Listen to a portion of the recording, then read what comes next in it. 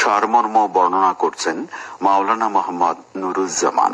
বিসমিল্লাহির রহমানির রহিম। সম্মানিত শ্রোতাদেরকে আন্তরিক মোবারকবাদ জানিয়ে শুরু করছি পবিত্র মাহে রমজান উপলক্ষে খতমে কোরআনের বিশেষ অনুষ্ঠান হিফজুল কোরআনের সারমর্ম বর্ণনা। আজ কিছুক্ষণ পরই আমরা কোরআনুল কারিমের 11তম সূরা হুদের 54 আয়াত থেকে সূরা রাদের 5 আয়াত পর্যন্ত তেলাওয়াত শুনব।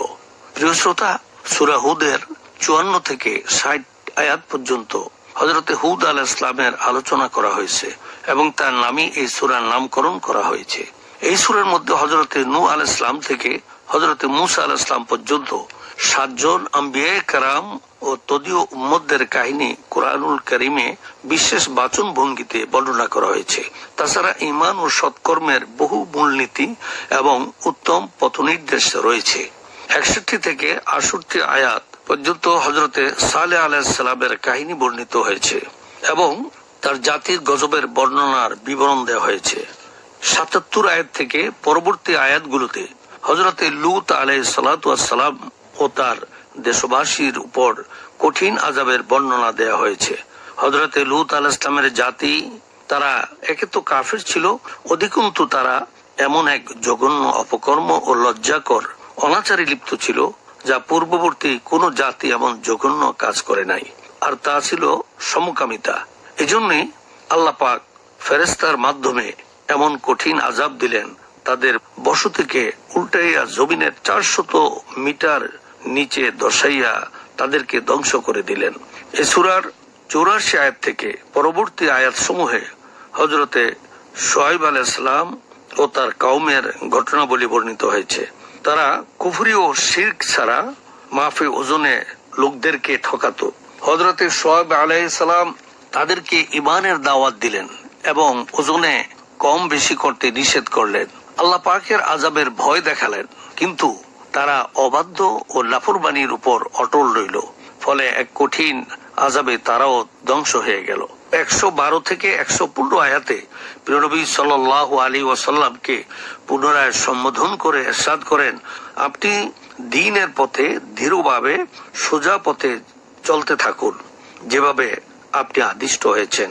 যারা তওবা করে আপনার সাথী হয়েছে তারাও সোজা পথে চলতে থাকবে। আর আপনি নামাজ কায়েম করুন এবং ধৈর্য ধারণ করুন। এই সূরার সর্বশেষ আয়াতে ইরশাদ হয়েছে, আল্লাহ পাকের কাছেই রয়েছে আসমান ও জমিনের গোপন তথ্য, আর সকল কাজের প্রত্যাবর্তন তারই দিকে। অতঃপর তারই বন্দেগী করো এবং তার উপরই ভরসা রাখো, আর তোমাদের কার্যকলাপ সম্বন্ধে তোমার পালনকর্তা বেখবর নয়। প্রিয় শ্রোতা, এরপর রয়েছে সূরা ইউসুফ 12তম সূরা, আয়াত সংখ্যা 111। এই সূরায় হযরতে ইউসুফ আলাইহিস সালামের ধারাবাহিকভাবে তার কাহিনী বর্ণিত হয়েছে। এই সূরার প্রথম থেকে 34 আয়াত পর্যন্ত হযরতে ইউসুফ আলাইহিস সালামের স্বপ্ন ও ভাইদের চক্রান্তে কুয়ায় নিক্ষেপ এবং মিশরের ক্ষমতাসীনদের পরিবারে আশ্রয় বর্ণিত হয়েছে। এই ইউসুফ আলাইহিস সালাম ছিলেন নবী ইয়াকুব আলাইহিস সালামের প্রিয় ছেলে। ইয়াকুব আলাইহিস সালামের 12 সন্তান, এর মধ্যে ইউসুফ আলাইহিস সালাম তো বেনিয়ামিন, তারা ছিল আপন 2 ভাই। ইউসুফ আলাইহিস সালাম একবার স্বপ্নে দেখলেন 11টি তারকা আর সূর্য ও চন্দ্র তাকে সিজদা করছে। এই স্বপ্নের ব্যাখ্যা ভাইরা জানতে পেরে তারা হিংসায় জ্বলতেন।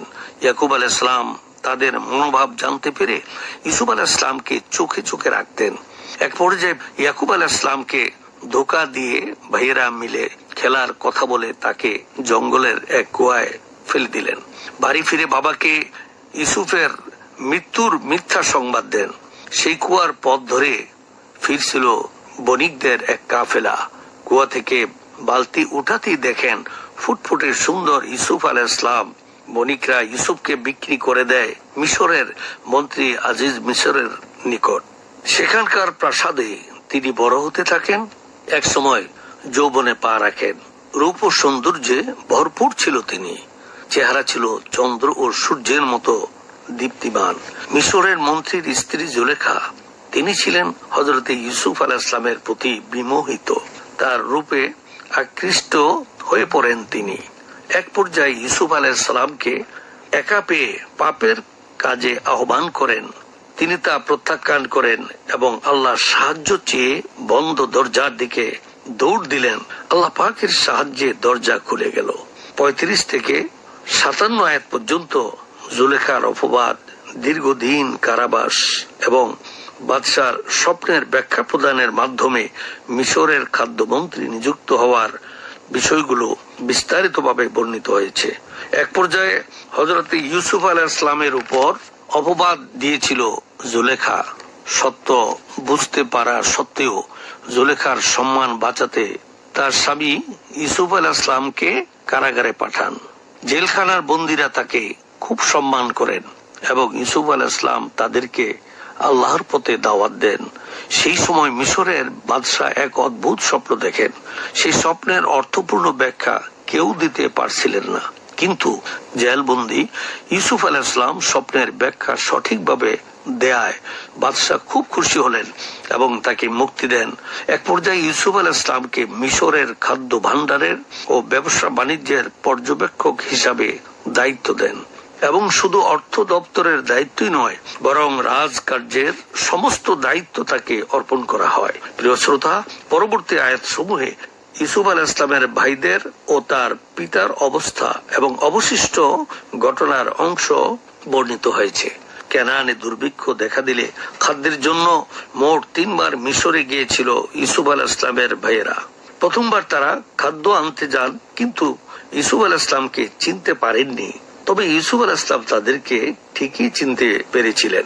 এরপর ইউসুফ আলাইহিস সালামের নির্দেশে ছোট ভাই বিনয়ামিনকে সাথে নিয়ে খাদ্যের জন্য তারা পুনরায় মিশরে যান এবং সেখানে ইউসুফ আলাইহিস সালাম নিজের পরিচয় প্রকাশ করেন এবং সব ষড়যন্ত্রের কথা জানার পরও তিনি প্রতিশোধ না নিয়ে ভাইদেরকে ক্ষমা করে দেন। তার পিতা ইয়াকুব আলাইহিস সালাম সহ গোটা পরিবারকে মিশরে নিয়ে আসা হয়। এরপর আজকের সর্বশেষ সূরাটি হচ্ছে সূরা রাদ, যা মক্কায় অবতীর্ণ। কোরআনের 13তম সূরা, আয়াত সংখ্যা 43। সূরার শুরুতেই রাসূল করিম সাল্লাল্লাহু আলাইহি ওয়াসাল্লামকে উদ্দেশ্য করে বলা হয়েছে যে আপনার রবের পক্ষ থেকে আপনার কাছে যা নাজিল করা হয়েছে তা সত্য। অনেকেই তার সত্য বলে মানছে না, তবে তারা না মানলেও স্বয়ং আল্লাহ সুবহানাহু ওয়া তাআলা এই ব্যাপারে সাক্ষ্য হিসাবে আছেন।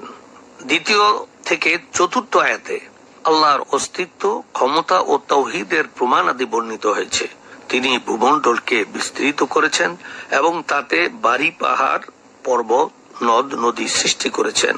তাছাড়া এই ভূপৃষ্ঠ থেকে নানাবিধ ফল ফসল উৎপন্ন করেছেন। তার সৃষ্টি ও কারিগরির প্রতি লক্ষ্য করলে বিশ্বাস করতে হবে যে অবশ্যই একজন স্রষ্টা আছেন। আজকে সর্বশেষ 5 নম্বর আয়াতে প্রিয় নবী সাল্লাল্লাহু আলাইহি ওয়াসাল্লামকে সম্বোধন করে বলা হয়েছে যে সুস্পষ্ট নিদর্শনাবলী দেখা সত্ত্বেও কাফেরদের পক্ষে আপনার নবুয়ত অবিশ্বাস করা যেমন আশ্চর্যের বিষয়, তার চেয়েও অধিক আশ্চর্যের বিষয় হচ্ছে কিয়ামতের পুনর্জীবন ও হাসরের দিনকে অস্বীকার করা। এরা শুধু আপনাকে অস্বীকার করে না, বরং পালনকর্তাকেও অস্বীকার করে। আর তাদের শাস্তি হচ্ছে তাদের গর্দানে লৌহ শৃঙ্খল পরানো হবে এবং তারা চিরকাল জাহান্নামে বাস করবে। সম্মানিত শ্রোতা, সেই জাহান্নাম থেকে বেঁচে আল্লাহ পাকের সন্তুষ্টি লাভে ধন্য হতে হলে দৈনন্দিন জীবনে কোরআনুল কারীম পড়া, বুঝা ও আমল করা একান্ত প্রয়োজন। অতএব আসুন আমরা অধিক পরিমাণে কোরআনুল কারীম তেলাওয়াত করি এবং কোরআনের মর্ম অনুযায়ী আমল করে আল্লাহ পাকের সন্তুষ্টি অর্জন করি। এতক্ষণ হিফজুল কোরআনের সারমর্ম বর্ণনা শুনলেন। বাংলাদেশ বেতার অনুষ্ঠান একযোগে প্রচার